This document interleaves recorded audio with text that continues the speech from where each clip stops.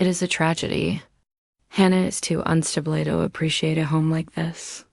But at least we are here to protect it. Mimivir's voice came through my phone perfectly clear. Streamed live from the living room security camera I was watching. I sat in my freezing car, parked 60 feet away in the dark, watching them toast with my vintage Cabernet. They thought I was locked in a psych ward. They didn't know I was holding the digital admin keys to the inner property. Protection detail is over, Mom, I whispered. I tapped system reset. Instantly, the entire lodge went black. Inside the lodge, the lights died instantly. It wasn't a flicker. It was a total blackout. The warm, inviting glow of the chandelier vanished, plunging the great room into gray shadows. On my phone screen, the live feed from the bookshelf camera switched to infrared mode. I saw my father, Arthur, stand up, knocking his wine glass over. The dark liquid spread across the table like ink, but nobody moved to clean it up. They were too busy staring at their phones. My sister Ashley is an influencer. She lives her entire life on a screen, but she never bothered to change the default recovery email on the smart home hub. It took one click to reclaim it. I didn't just kill the connection. I reset their router to a hidden network I bad configured days ago. Inside, their screens went dead. No signal, no internet. But here in my car, my dashboard remained perfectly lit, streaming every second of their panic in high definition. I dragged my thumb across the second command, secure to locked in. Even through the thick glass, I imagined the heavy mechanical thud of deadbolts sliding home. Front door, back door, garage entry, locked. Faint climate control. I scrolled the digital wheel down. 60, 50, 40. Outside, the aspen wind was howling at 10 below zero. Inside, the furnace hummed once and shut down. The silence in that house must have been deafening. Watching my mother, Catherine, wrap her cashmere shawl tighter around her shoulders, brought the memory back so hard I could taste the bile.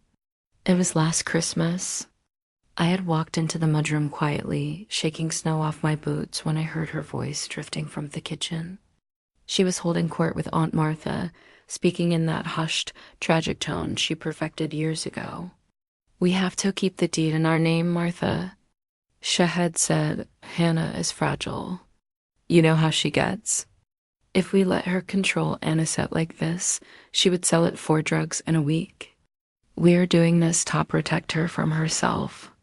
I had stood there frozen, my hand on the doorknob without drugs. I have never touched a drug in my life. I have a federal clearance for my job.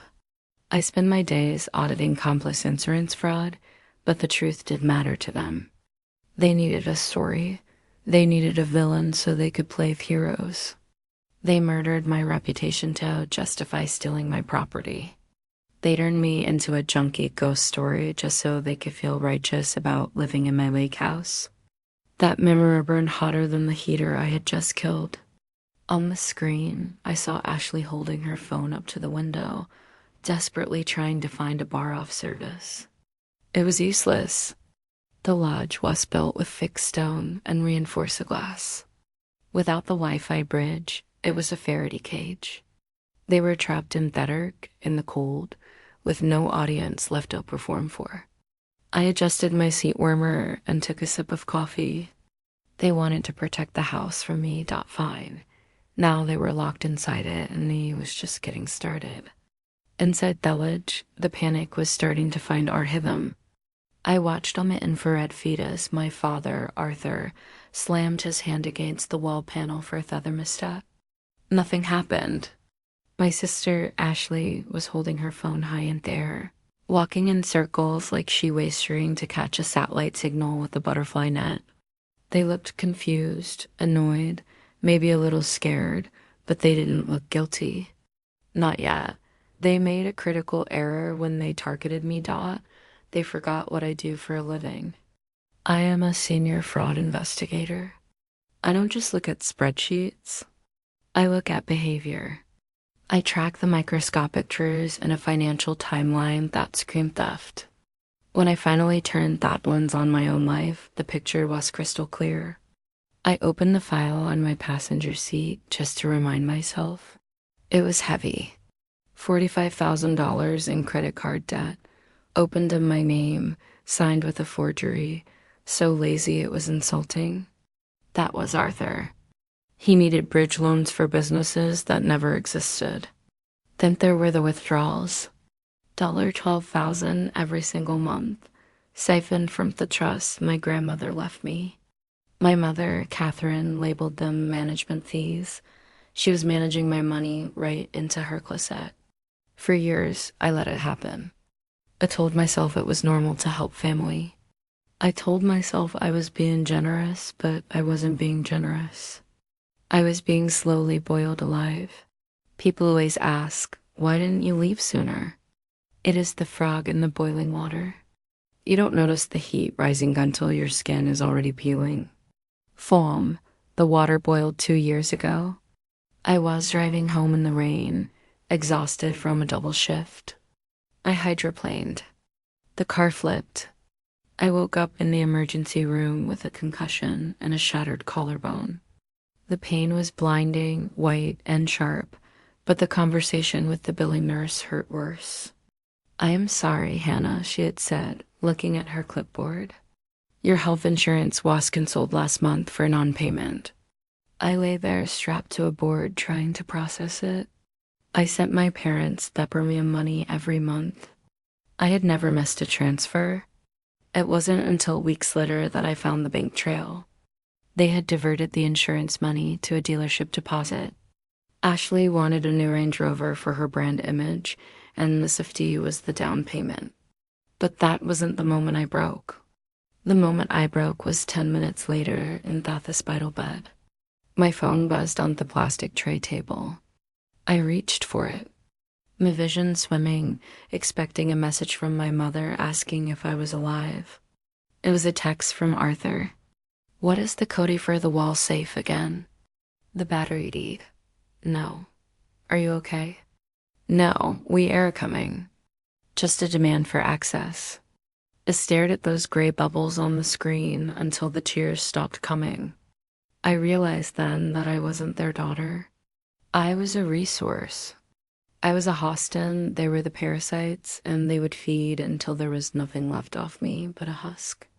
I looked up from the file in my lap. On the screen, Arthur was pacing. He was wearing his expensive coat, the one he bought with my credit line. He looked angry. Good. He should be. I had spent 2 years planning this night, documenting every theft, every lie, every forged signature. I wasn't the daughter who lay in that hospital anymore. I was the bill collector, and tonight the debt was due. On the screen, the temperature readout dropped another degree. 48. Inside the lodge, the movement changed. It wasn't just panic anymore. It was the frantic, jerky motion of trapped animals. They treed the front door first. I saw the latch turn, saw them push out into the snow, but they didn't get far. The driveway is a 4-mile long, steep, and iced over. At the bottom stands a 12-volt electric gate. I disabled the gate motor 5 minutes ago. They were sealed in. Arthur stumped back into the living room, snuggling to his Italian loafers. He was shouting. I couldn't hear the words, but he knew the cadence. It was the same way he shouted at waiters, at valet, at me. The shout of a man who believes the world exists to serve him and is currently malfunctioning. He pointed at the thermostat. He pointed at the router. Then he turned his eyes to the massive sliding glass door that led to the patio. Don't do it, I whispered, gripping the steering wheel. Be exactly well, I think you are. He marched to the fireplace. He bypassed the poker and grabbed a piece of birch firewood, thick as a thigh. My mother, Catherine, grabbed his arm. He shoved her off. This is the thing about bullies. They don't know how to fix things. They only know how to break them. When they lose control, they don't de-escalate, they explode. Arthur swung the log. Crack. The sound didn't reach me. but the spiderweb fracture on the infrared feed was beautiful. The safety glass held for a second, a testament to the money is spent building that place, but Arthur swung again and again. On the third strike, the barrier gave way. Shards offering first glass rained down onto the hardwood floor. A gust of sub-zero wind rushed into the living room, blowing the curtains wild. I let out a breath I didn't know I was holding. Up until that second, this was a civil dispute. It was a messy family squabble over residency and keys. The police hate civil disputes.